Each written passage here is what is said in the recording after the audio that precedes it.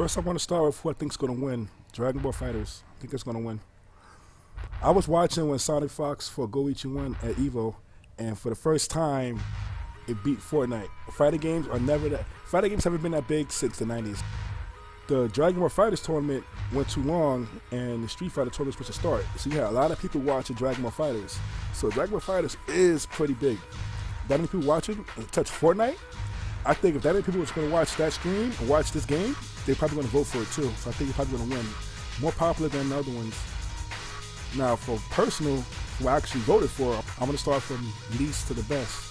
Street Fighter V Arcade Edition is what the game should have been when it was released. Everything's been redone. You now have 2D systems, V-trigger systems. They actually redid the whole survival mode. They actually added an arcade mode. They fixed the online lag. It's much shorter lag response time between each players now. They updated the shop, and they've added bundles now for the costumes. It is a much better game and even optimized. Like my computer can run the game at 60 frames much better than it could when at release. Too little, too late. That should have been the release when it came out. There's no excuse for that game to come out bare bones like that. Gameplay-wise, I think it's not as good as the other ones on the list. But whatever, Street Fighter V is amazing because it's still one of the most popular games when it comes to the tournament scene. Now, Blaze Blue is actually good. Arc Sys to me is like, they're like the heir to the throne when it comes to 2D fighting games that Capcom had in the 90s. They've always made good games, and there's a few people like me who online will argue you need to play an Arc Sys game. Most people won't, they skip them. It's a bias, especially in the fighting game community, to the anime style. They see these games, they see a lot of the girls, they don't want to touch them. They think, oh, it's a niche game for those kind of people. But their gameplay is close to what Capcom was at its best at, Street Fighter 3, not 3. Blaze Blue is much better than Infinite. It's actually a crossover game where they take the main sprites of 4 different games. Ruby's they create themselves, and they combine it into a brand new game, and anybody can jump in there and pick any character. It's just as easy as Dragon Ball, where they simplified the gameplay style, because Blaze Blue is complicated. They simplified it so anybody can play. The problem with Blaze Blue Cross Tag Battle is the problem that Blaze Blue and Guilty games have. You cannot find an online match. If you get the game late, there's nothing to do online. It's pretty much dead. I tried it a couple of days ago. Blaze Blue, I think it's one room open, less than 100 players. Whereas Street Fighter V, no matter how bad I can say it is, people still playing it. Now, I was on the Dragon Ball hype train from the beginning.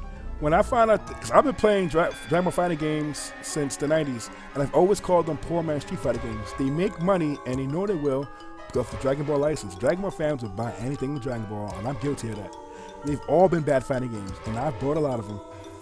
So when Arc System got behind us, so here we go, we're gonna have an actual company that knows how to make fighting games, make a Dragon Ball game. And the gameplay is great.